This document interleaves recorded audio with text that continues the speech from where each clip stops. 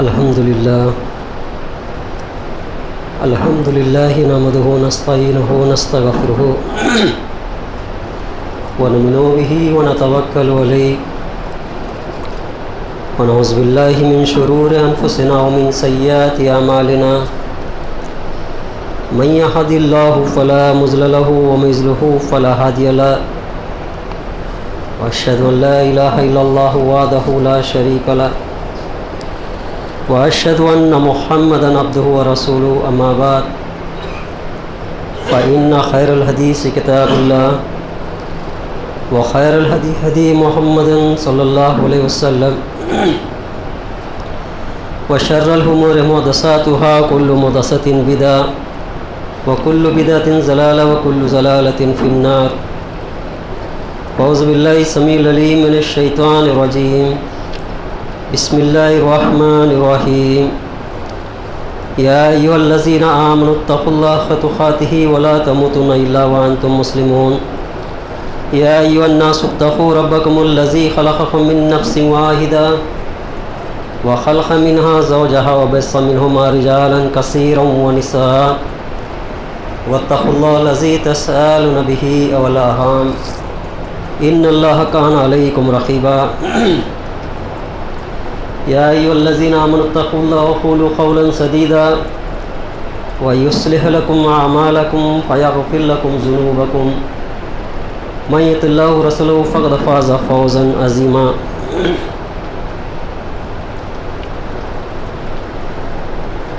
كتاب أنزلنا إليك المبارك ليتدبروا بآيات ليذكروا أولو الألباب. سب طرح کی تعریف اس رب العزت کے لیے ہے جس نے سارے جہاں کا پیدا کرنے والا ہے اور وہی رب ہے کہ سب کا مالک اور خالق ہے. صرف وہی پالنہار ہے، اس کے سوا اور کوئی عبادت کے لائق نہیں ہے، اور سارے غیب کا علم صرف اللہ تعالیٰ ہی جانتا ہے اور کوئی نہیں جانتا. وہی انسانوں کو پیدا کیا ہے، انسان کے ساری ضروریت پورا کیا، اور آسمان پر اڑنے والے پرندے اور زمین پر 2 پائے 4 پائے پر چلنے والے جانور اور درندے اور سمندروں میں تیرنے والے مچھلیوں کی رزق عطا فرمانے والا رازق صرف اللہ ہے، اس کے سوا اور کوئی رزق دینے والا نہیں ہے. وہ رزق دینے والا ہے، رزق لینے والا بالکل ہے یہ نہیں. وہی سب کا مشکل کشا ہے. کسی کو تکلیف مصیبت آئے تو اسی کو پکارنی چاہیے اور اس کے سوا اور کسی کی عبادت نہیں کرنی چاہیے. یہ ایک مومن کا شیوا ہے.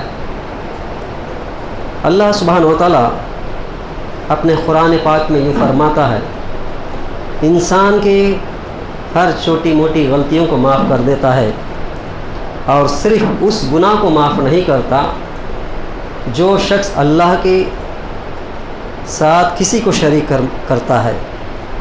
یعنی اللہ کے ساتھ کسی نے کسی کو شریک کیا تو اس کو یقیناً معاف نہیں کرے گا جب تک کہ وہ گناہ سے معافی نہ چاہے اللہ تعالیٰ سے. تو بہرحال میرے بزرگ اور عزیز دوستو، انسانوں کے رہنمائی کے لیے اللہ سبحانہ و تعالیٰ نے انسانوں میں ہی اپنے نبیوں کو مابعوث فرمایا. اگر انسان کا انسان نہیں سمجھائے گا، نہیں بتائے گا راستہ، اور کوئی فرشتہ آ کے بتائے گا تو انسان یوں کہیں گے کہ اے اللہ یہ تو فرشتے ہیں، ہم جیسا تو نہیں رہتے، ہم جیسا کھانا پینا نہیں کرتے، تو ہم کیسے سنیں ان کی بات. اسی لیے اللہ تعالیٰ نے انسان کے اندر سے ہی انسانوں کو ہی پیدا کیا، اپنے نبیوں کو مابعوث فرمایا.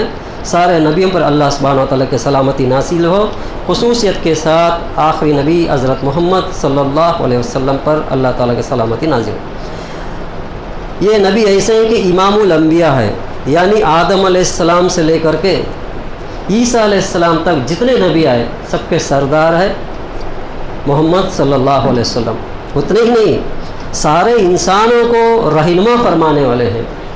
یعنی جو جو نبی آئے تھے اس قوم کے لیے، اس قبیلے کے لیے نبی بنا کر بھیجے گئے، جیسے کہ موسیٰ علیہ السلام بنی اسرائیل کے لیے، عیسیٰ علیہ السلام بنی اسرائیل کے لیے وغیرہ۔ جتنے بھی نبی آئے اس ذات کے لیے، اس قوم کے لیے، اس قبیلے کے لیے خاص نبی تھے، لیکن آخری نبی محمد صلی اللہ علیہ وسلم سارے انسانوں کے لیے نبی بنا کر بھیجے۔ اتنا ہی نہیں، اندھیری سے یعنی شرک اور کفر سے نکال کر کے صراط مستقیم پر چلانے کے لیے رات دن محنت کیے اور اللہ تعالیٰ سے گڑ گڑا کر دعا کرتے تھے، یہاں تک کہ سورہ قاف میں آتا ہے 18ویں سورہ میں، کیا اے نبی تمہاری باتوں کو یہ نہیں ماننے کی وجہ سے، یعنی قرآن کریم کی آیتوں کو جھٹلانے کی وجہ سے تم ہلاکت میں نہ ڈالو۔ اور جگہ اللہ تعالیٰ نے فرمایا کہ کیا تم ان کی وجہ سے اپنی موت کو لے آتے ہو، یعنی اتنی فکر مند تھے اللہ کے نبی صلی اللہ علیہ وسلم کے قوم کے بارے میں، سوچتے تھے کہ ان لوگوں کو یہ شرک اور بدعت سے کیسے نکالیں اور توحید کی طرف کس طریقے سے ان لوگوں کو لے کے آئیں۔ یہ رحمت للعالمین بنا کر اللہ تعالیٰ نے بھیجا ہے، نبی کریم صلی اللہ علیہ وسلم پر اللہ تعالیٰ کی سلامتی نازل ہو۔ میرے بزرگ عزیز دوستو، حجۃ الوداع کے چند باتیں آپ کے سامنے رکھتے ہوئے آ رہا ہوں، اسی کے مسلسل آپ کے سامنے ایک یادداشتی کرا کر اور آگے چلے جاتا ہوں کہ کتاب انزلنا الیک المبارک لیبدروا بآیاتہ لیذکروا اولو الالباب، یہ سورہ صف کی آیت ہے۔ قرآن کریم کو مضبوطی سے پکڑنے کے عنوان پر یہ آیت آپ کے سامنے پیش کیا ہوں، پچھلے بار اسی کو ایک بار دہرا دیتا ہوں۔ یہ بابرکت کتاب ہے، ہم نے آپ کی طرف یعنی آپ صلی اللہ علیہ وسلم کی طرف اس لیے نازل کی کہ لوگ اس کی آیتوں میں غور و فکر کریں اور عقل مند اس نصیحت سے حاصل کریں گے۔ یعنی یہ بابرکت کتاب جو قرآن کریم اللہ تعالیٰ نے اس لیے نازل فرمایا آپ صلی اللہ علیہ وسلم کے اوپر کہ لوگ اس کی آیتوں پر، قرآن کی آیتوں پر تدبر کریں، یعنی غور و فکر کریں، کیونکہ عقل مند وہی ہے جو اللہ تعالیٰ کے کلام کو پڑھے اور اسے سمجھے اور عمل کرے، وہی لوگ نصیحت حاصل کر سکتے ہیں۔ اس لیے ہمارا فرض یہ ہے کہ ہم میں سے خود بھی سیکھیں، قرآن کریم کو خود بھی سیکھیں اور اپنی اولاد کو بھی سکھائیں اور خود بھی اس میں غور و فکر کریں اور اپنے اولاد کو بھی حفظ قرآن کرتے ہوئے اس کے ترجمہ و تفسیر بھی پڑھائیں تاکہ اس سے نصیحت حاصل ہو سکے، کیونکہ قرآن مجید کا معنی و مفہوم معلوم کیے بغیر اس سے نصیحت حاصل کرنا ناممکن ہے۔ یعنی قرآن کریم کی آیتیں کہ جو نیکی ہے وہ تو انشاءاللہ مل جائے گی، لیکن جب تک اس کو نصیحت نہیں حاصل ہوگا، جب تک کہ اس کو نہ سمجھے، سمجھ کر پڑھنا ہمارے لیے فرض ہو گیا۔ قرآن مجید دنیاوی اور اخروی بلائیوں کی طرف انسان کی رہنمائی کرتا ہے اور ایسا منصوب یا ایسا مضبوط راستہ دکھلاتا ہے جو انسان کو جنت تک پہنچا دیتا ہے۔ یعنی اخروی یعنی آخرت کی زندگی کامیاب ہونے کے لیے یہ ضروری ہے کہ قرآن کو سمجھے اور اس پر عمل کرے۔ دنیاوی زندگی زیادہ سے زیادہ 100 سال، 80 سال، 60 سال، اس کے بعد یہ زندگی کچھ کام نہیں آنے والا۔ آخرت کی زندگی جو ہے وہ ہمیشہ رہنے والی زندگی ہے۔ اگر اس میں کامیاب ہونا چاہتے ہیں تو بے شک قرآن کریم کو تلاوت کرنی چاہیے، اس کو سمجھنا چاہیے، اس کے مطابق زندگی گزارنے کے لیے کوشش کرنی چاہیے۔ جیسا کہ اللہ سبحانہ و تعالیٰ نے سورہ اسراء میں فرمایا، یقیناً یہ قرآن وہ راستہ دکھاتا ہے جو بہت ہی سیدھا ہے اور ان مومنوں کو جو نیک عمل کرتے ہیں اس بات کی خوشخبری دیتا ہے کہ وہ ان کے لیے بہت بڑا اجر ہے، یعنی جنت ان کے لیے اللہ تعالیٰ نے تیار کر رکھا ہے۔ یاد رہے کہ کتاب اللہ یعنی مضبوطی سامنے کا جو عنوان ہے اس کے کتاب اللہ کے قرآن مجید میں دیگر احکامات کے علاوہ اللہ تعالیٰ کا یہ حکم بھی ہے کہ اللہ کی اطاعت کے ساتھ ساتھ اس کے پیارے نبی محمد صلی اللہ علیہ وسلم کی بھی اطاعت کرنا ضروری ہے۔ اس نقطے پر غور کیجئے کہ اللہ تعالیٰ نے احکام بیان کرنے کے بعد اپنی اطاعت، اللہ کی اطاعت کے ساتھ ساتھ اللہ کے نبی صلی اللہ علیہ وسلم کی اطاعت کرنا بہت ہی ضروری ہے، اور جس بات کا حکم دے اس پر عمل کیا جائے اور جس سے منع کر دے اس سے پرہیز کیا جائے۔ جیسا کہ اللہ تعالیٰ نے سورہ محمد میں فرمایا کہ یا ایھا الذین آمنوا، اے ایمان والو، اطیعوا اللہ واطیعوا الرسول ولا تبطلوا اعمالکم، اے ایمان والو تم اللہ کی اطاعت کرو اور نبی کریم صلی اللہ علیہ وسلم کی اطاعت کرو اور اپنے اعمال کو غارت نہ کرو. یعنی اگر اللہ کا حکم کے خلاف ہو، نبی کریم صلی اللہ علیہ وسلم کی سنت کے خلاف ہو، کوئی بھی عمل کیوں نہ ہو وہ برباد ہو جائے گا، غارت ہو جائے گی، اس کی کوئی ویلیو نہیں رہے گی اللہ کے نزدیک. اس آیت کریمہ سے اور اس کے علاوہ دیگر کئی آیات ہے ثابت ہوتی ہے کہ جہاں کتاب اللہ کو، قرآن مجید کو مضبوطی سے تھامنا ہے اور اسی اپنا دستور رسالت پر بھی فرض کر دیا ہے، یعنی آپ صلی اللہ علیہ وسلم کی پیروی کرنا بھی ضروری ہو گیا ہے. ہاں، رسول اکرم صلی اللہ علیہ وسلم کی سنت مبارکہ پر عمل کرنا بھی فرض عین ہے. اسی لیے اللہ تعالیٰ نے آپ صلی اللہ علیہ وسلم کی زندگی کو اسوہ و حسنہ قرار دیا ہے. اور اسی لیے آپ صلی اللہ علیہ وسلم نے حجۃ الوداع میں، جو ابھی تک آپ کے سامنے رکھتے آ رہا ہوں، حجۃ الوداع میں اللہ کے نبی صلی اللہ علیہ وسلم نے فرمایا کہ اے لوگو میری باتوں کو اچھی طرح سے سمجھ لو، اے لوگو میری باتوں کو اچھی طرح سے سمجھ لو، میں نے یقیناً اللہ کا دین آپ تک پہنچا دیا. یعنی اللہ کے نبی صلی اللہ علیہ وسلم کا آخری حج تھا، ایک ہی حج کیے ہیں، اس میں فرما رہے ہیں کہ اے لوگو میری باتوں کو اچھی طرح سے سمجھ لو، میں نے یقیناً اللہ تعالیٰ کا دین آپ تک پہنچا دیا اور میں نے تم سے ایسی چیز چھوڑ کر جا رہا ہوں کہ اگر تم اسے مضبوطی سے تھام لیا تو کبھی گمراہ نہیں ہوگے. اللہ کے نبی صلی اللہ علیہ وسلم فرماتے کہ ایسی چیز آپ کے درمیان چھوڑ کے جا رہا ہوں، اگر اس کو مضبوطی سے تھامے رکھو گے تو کبھی تم گمراہ نہیں ہوگے، اور وہ ہے اللہ تعالیٰ کی کتاب یعنی قرآن مجید اور میری سنت. اللہ کے نبی صلی اللہ علیہ وسلم فرماتے کہ میری سنت، اس کو مضبوطی سے پکڑنے کا حکم دیا. اس سے معلوم ہوا کہ کتاب اللہ اور سنت رسول صلی اللہ علیہ وسلم ہی ہدایت کے چشمے ہیں. ہمارے ہدایت کے لیے کیا چاہیے؟ اللہ کا قرآن اور نبی کریم صلی اللہ علیہ وسلم کا سنت ہی ہے، اور انہی دو چیزوں کو مضبوطی کے ساتھ تھامنے سے ہی گمراہ سے بچ سکتے ہیں، ورنہ گمراہ ہو جائیں گے. یہ ہے کہ اللہ کی کتاب کی مضبوطی اور آپ صلی اللہ علیہ وسلم کے اتباع کے بارے میں. اور آئیے 10ویں پوائنٹ جو حجۃ الوداع میں جو اللہ کے نبی صلی اللہ علیہ وسلم نے فرمایا، 10ویں بات یہ ہے کہ رسول اکرم صلی اللہ علیہ وسلم نے اپنی امت تک دین کو کامل پہنچایا ہے. یعنی اس دن اللہ کے نبی صلی اللہ علیہ وسلم نے اس دین کے بارے میں لوگوں سے گواہی لے لی. وہ کیا ہے؟ عرفات کے میدان میں حجۃ الوداع میں ارشاد فرمایا کہ رسول اکرم صلی اللہ علیہ وسلم نے سب سے آخری لوگوں سے پوچھا، یعنی جو صف میں بیٹھے ہوئے تھے لوگوں نے آخری لوگوں سے پوچھا کہ لوگوں تم سے میری بارے میں پوچھا جائے گا تو تم کیا جواب دو گے؟ سوال کر رہے ہیں کہ میرے بارے میں اللہ تعالیٰ کل کے دن قیامت دن پوچھا جائے گا، پوچھیں گے تو کیا جواب دو گے؟ لوگوں نے یکتا ہو کر کے زبانوں کے چلاتے ہوئے کہا دین الہی پہنچا دیا. اے اللہ کے نبی صلی اللہ علیہ وسلم آپ نے دین الہی ہم تک پہنچا دی، اللہ کی امانت ادا کر دی، یعنی اللہ تعالیٰ نے جو امانت دی اس کو آپ نے ادا کر دی ہے، اور ہمارے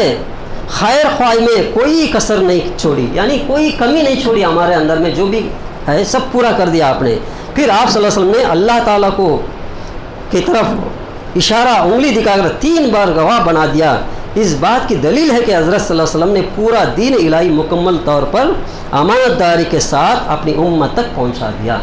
یعنی گواہی بول رہے ہیں کہ اللہ تعالیٰ سے شہادت کی انگلی دکھا کر اے اللہ تو گواہ رہو، میں نے جو امانت مجھے دی میں نے ان لوگوں تک پہنچا دیا. اس بات کی دلیل ہے کہ حضرت صلی اللہ علیہ وسلم پورا دین الہی مکمل طور پر امانت داری کے ساتھ اپنی امت تک پہنچا دیا. اور آپ صلی اللہ علیہ وسلم نے ہر اس بات کی طرف اپنی امت کی رہنمائی فرمائی جس اس کی خیر و بلائی تھی،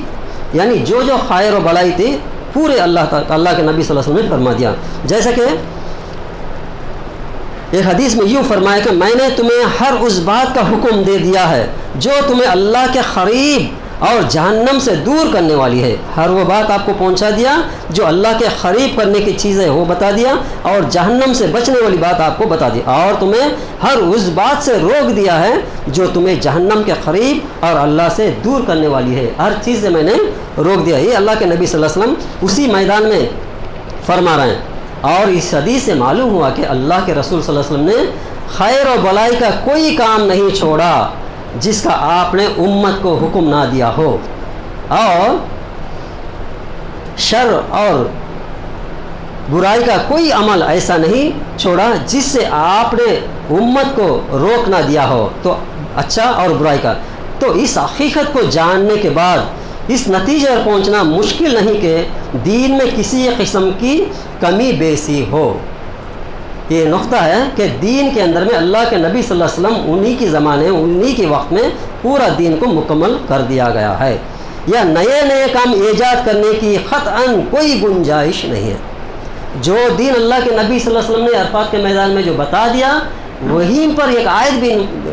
نازل ہوئی ہے کہ سورہ مائدہ کی 3 آیت ہے، الیوم اکملت لکم دینکم واتممت علیکم نعمتی رضیت لکم الاسلام دینا۔ یہ اللہ تعالیٰ نے وہ آیت کو نازل فرما دیا اسی میدان کے اندر میں۔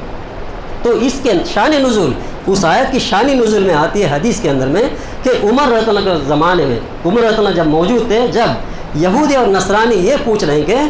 آپ کے قرآن کے اندر میں ایک ایسی آیت ہے، اگر وہ آیت ہمارے نبی کے اوپر میں اگر اترتا، ہماری کتاب میں اگر اترتا تو ہم لوگ اس دن کو عید منا لیتے۔ ان لوگوں نے کہہ رہے ہیں کہ عمر رضی اللہ سے کہ اس دن ہم لوگ عید منا لیتے۔ وہ قرآن آیت یہی آیت ہے کہ الیوم اکملت لکم دینکم واتممت علیکم نعمتی رضیت لکم الاسلام دینا۔ یعنی اللہ تعالیٰ فرماتا ہے کہ میں اسلام دین کو پسند کیا اور اس دن کو تمہارے اوپر مکمل کر دیا آج کے دن، میں اس دن سے راضی ہو گیا، اسے دین اسلام سے میں نے راضی ہو گیا، آج مکمل کر دیا۔ وہ آیت اسی میدان میں اترا۔ تو عمر رضی اللہ عنہ اس کے جواب میں کہہ رہے ہیں کہ وہ آیت کہاں نازل ہوا، کب نازل ہوا، مجھے اچھا یاد ہے۔ کیا فرماتے ہیں؟ وہ آیت کب نازل ہوا، کہاں نازل ہوا، مجھے اچھا یاد ہے۔ وہ عید کا دن تھا، یعنی عرفات کے میدان میں نازل ہوا، اور وہ میدان عرفات میں نازل ہوا، وہ ہمارا عید بھی تھا۔ وہ بہترین آیت ہے، انہوں نے جواب دے دیا ان لوگ۔ یعنی کہنے کا مقصد یہ ہے کہ اسلام شریعت مکمل کر دیا گیا ہے اللہ کے نبی صلی اللہ علیہ وسلم کے اوپر، نہ کوئی نئے کام ایجاد کر سکتے، نہ دین کے اندر کچھ کم کر سکتے، یہ کسی کی شریعت سازی نہیں ہو سکتی۔ تو کہنے کا مقصد یہ ہے کہ جتنے بھی خرافات ہم لوگ دیکھتے آ رہے ہیں دین کے نام پر، آج کل جو مسلمانوں میں جو پسے ہوئے یہ کام جتنے بھی دیکھ رہے ہیں، اگر یہ کام اللہ کے نبی صلی اللہ علیہ وسلم کی موجودگی میں تھے تو ہمارے لیے شریعت ہوگا۔ اگر یہ کام اللہ کے نبی صلی اللہ علیہ وسلم کی موجودگی میں نہیں تھے، وہ یقیناً وہ کوئی شریعت سے تعلق نہیں رہے گا، کیونکہ آیات فرما رہے ہیں اور اللہ کے نبی صلی اللہ علیہ وسلم کی سنت حدیث فرما رہی ہے کہ آج تمہارا دین مکمل کر دیا گیا ہے۔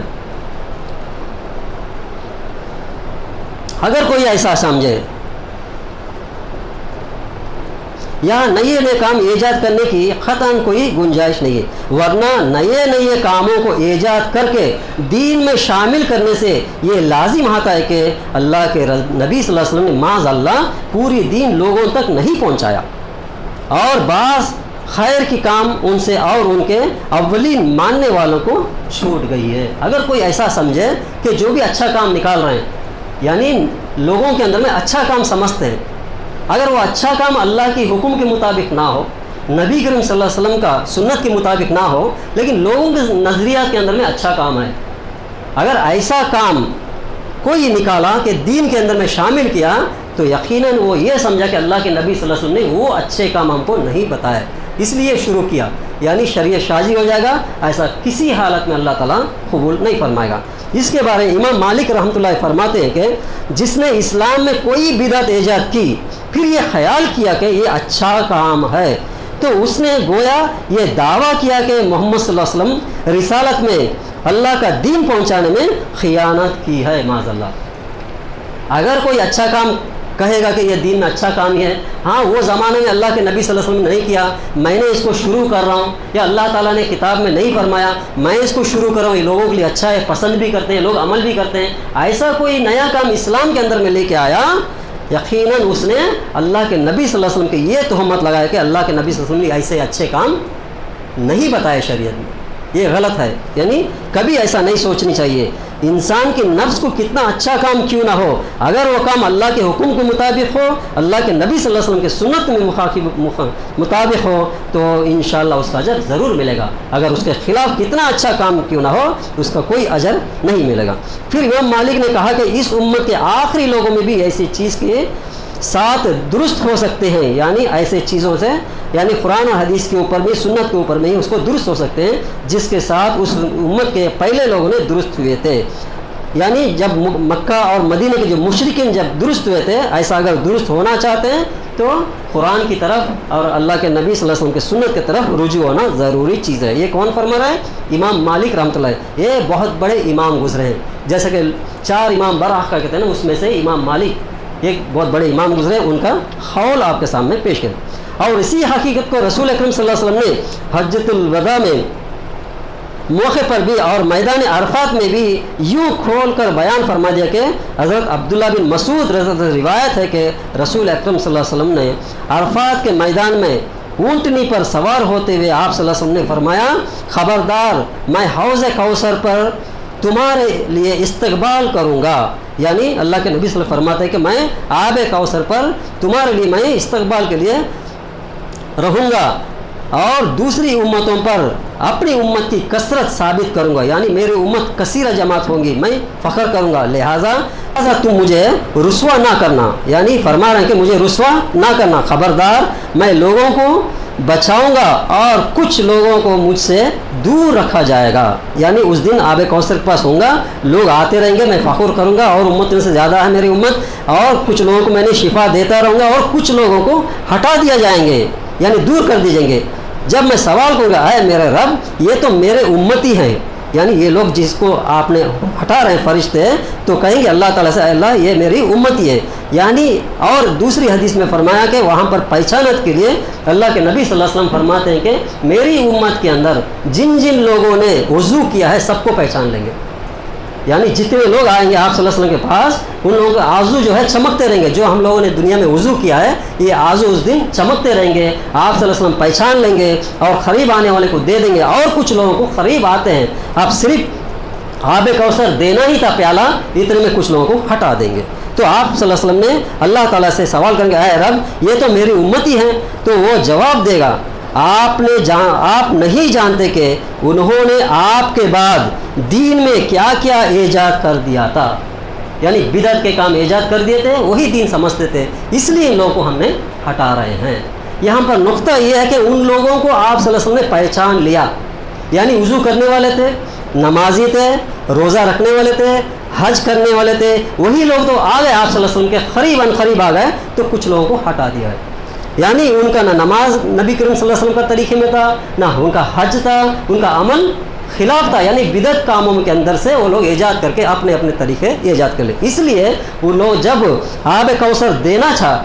فوراً لوگوں کو ہٹا دیا گیا، یعنی وہاں تک پہنچ گئے وہاں سے ہٹا دیا گیا۔ تو یہاں پر غور کرنے کی بات یہ ہے کہ ہمارا جو بھی عمل کیوں نہ ہو اللہ کا حکم کے مطابق، آپ صلی اللہ علیہ وسلم کے سنت کے مطابق ہو، ورنہ ہمارے اعمال برباد ہو جائیں گے۔ تو رسول اکرم صلی اللہ علیہ وسلم نے اس بات کی اہمیت کو اجاگر کیا ہے اپنے ہر خطبے میں، یعنی ہر خطبے میں آپ صلی اللہ علیہ وسلم نے یوں فرماتے تھے کہ اما بعد فإن خیر الحدیث کتاب اللہ وخیر الہدی ہدی محمد صلی اللہ علیہ وسلم وشر الامور محدثاتها وکل بدعۃ ضلالہ، یہ مسلم شریف کی حدیث ہے۔ ہم لوگ بھی جمعہ میں یہی زیادہ پڑھا کرتے ہیں، یعنی حمد و ثنا کے بعد یقیناً بہترین بات جو ہے اللہ کی کتاب کی بات ہے، اللہ کی بات کسی اور کسی کی بات بہتر نہیں ہو سکتا، اور بہترین طریقہ جو عمل کرنے کا طریقہ، پریکٹس کرنے کا طریقہ جو ہے محمد صلی اللہ علیہ وسلم کا طریقہ ہے۔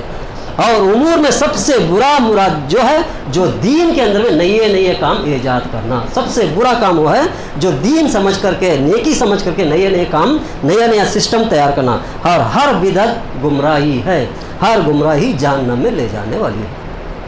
تو میرے بزرگوں اور عزیز دوستوں، اس خطبے کو آپ کے سامنے رکھنے کا وجہ ہے کہ حجۃ الوداع آپ صلی اللہ علیہ وسلم نے یہ حج کے موقع میں آخری حج تھا، تو لوگوں کو اتنے بہت ہی ضروری باتیں آپ صلی اللہ علیہ وسلم نے لوگوں کے سامنے رکھ دیا، تو اس کے اندر کا یہ ایک خطبہ تھا۔ اللہ تعالیٰ ہم سب کو اس باتوں پر غور و فکر کرتے ہوئے عمل کرنے کی توفیق عطا فرمائے۔ آخر کار میں نے متفق علیہ یعنی بخاری اور مسلم کی ایک حدیث رکھ کر میں ختم کر دیتا ہوں۔ وہ حدیث ہے کہ عائشہ صدیقہ رضی اللہ تعالیٰ عنہ فرماتے ہیں کہ رسول اکرم صلی اللہ علیہ وسلم نے فرمایا، من احدث فی امرنا ھذا ما لیس منہ فہو رد، جس شخص نے ہماری اس دین میں نیا کام ایجاد کیا ہے جو اس سے نہیں تھا، یعنی دین سے نہیں تھا، وہ مردود ہے، وہ بیکار ہو جائے گا۔ یعنی عائشہ صدیقہ فرماتے ہیں کہ جس نے اسلام کے اندر میں نئے کام جو بھی ایجاد کریں گے وہ قابل قبول نہیں ہے، وہ مردود ہے۔ اور جگہ فرمایا کہ جس شخص نے کوئی ایسا عمل کیا جس پر ہمارا دین نہیں ہے وہ مردود ہو جائے گا۔ آسان سے سمجھنے کے لیے جو بھی پیسے کا سکہ ہوتا ہے وہ گورنمنٹ کا سٹیمپ ہوتا ہے، کوئی کنٹری کا کیوں نہ ہو، وہاں کا ایک رولز اینڈ ریگولیشنز ہوتے ہیں۔ ایسے ہی ہمارا عمل کے اندر بھی اللہ کا مہر نہ ہو، نبی کریم صلی اللہ علیہ وسلم کا مہر نہ ہو، کوئی عمل اللہ تعالیٰ قبول نہیں فرمائے گا۔ اس کو یاد رکھیے کہ کوئی بھی عمل کیا جائے وہ اللہ کا حکم کے مطابق ہو، سنت کے مطابق ہو، ورنہ کتنا اچھا کام کیوں نہیں ہونا، کتنے لوگوں کو کھانا کھلاؤ، کتنے لوگوں کو کچھ بھی کرو، لیکن وہ اللہ کا حکم میں نہ ہو، نبی کریم صلی اللہ علیہ وسلم کا طریقہ نہ ہو تو قابل قبول نہیں ہوگا۔ اللہ تعالیٰ ہم سب کو اللہ کے حکم کے مطابق، سنت نبی کے مطابق عمل کرنے کی توفیق عطا فرمائے۔ وآخر دعوانا الحمدللہ رب العالمین۔ الحمدللہ والصلاة والسلام علی رسول کریم، اما بعد۔ اعوذ باللہ السمیع العلیم من الشیطان الرجیم، بسم اللہ الرحمن الرحیم۔ میرے بزرگوں اور عزیز دوستوں، یہ آپ صلی اللہ علیہ وسلم کی حجۃ الوداع کی خطبات آپ کے سامنے رکھتے آ رہا ہوں۔ یہ چوتھا خطبہ ہے آپ صلی اللہ علیہ وسلم کی۔ تو اس بات کے اندر میں تنقید کیا گیا ہے کہ ایک مومن، ایک مسلمان کے لیے ایک کسوٹی ہے، ایک کسوٹی ہے، اگر وہ کسوٹی صحیح نہیں ہوگا تو پورا اعمال خراب ہو جائے گا۔ جیسے کہ ہم سونے کے دکان جاتے ہیں تو اگر اصلی سونا ہے، نقلی سونا ہے، اس کے پاس چھوٹا سا کسوٹی ہوتا ہے، چھوٹا سا ایک پتھر ہوتا ہے، اس کے اوپر میں گھس کر دیکھتا ہے کہ کتنے کیرٹ ہے، کیا ہے۔ ایسی ہماری زندگی کے لیے کامیاب ہونے کے لیے صرف کسوٹی اللہ کے نبی صلی اللہ علیہ وسلم نے فرمایا کہ اللہ کا حکم ہو اور میری سنت ہو، یہ دو کے سوا اور کوئی بھی عمل کیا جائے وہ قابل قبول نہیں ہوگا۔ کیونکہ آج کل ہم دیکھتے ہیں مسلمانوں کے اندر میں کتنے خرافات، کتنے شرک اور بدعت جمے ہوئے ہیں، وہی دین سمجھ رہے ہیں لوگ، وہی اسلام سمجھ رہے ہیں۔ اسی لیے آپ کے سامنے اس خطبے کے اوپر میں روشنی ڈالنے کی کوشش کیا۔ اللہ تعالیٰ ہم سب کو سننے والوں کو، سنانے والوں کو اس باتوں پر غور و فکر کرتے ہوئے، اللہ کی کتاب کو مضبوطی سے پکڑتے ہوئے، سنت نبی پر عمل کرتے ہوئے صحیح سنی بننے کی توفیق عطا فرمائے۔ ان اللہ ملائکتہ یصلون علی النبی یا ایھا الذین آمنوا صلوا علیہ وسلموا تسلیما۔ اللهم صل علی محمد وعلی آل محمد کما صلیت علی ابراہیم وعلی آل ابراہیم انک حمید مجید۔ اللهم بارک علی محمد وعلی آل محمد کما بارکت علی ابراہیم وعلی آل ابراہیم انک حمید مجید۔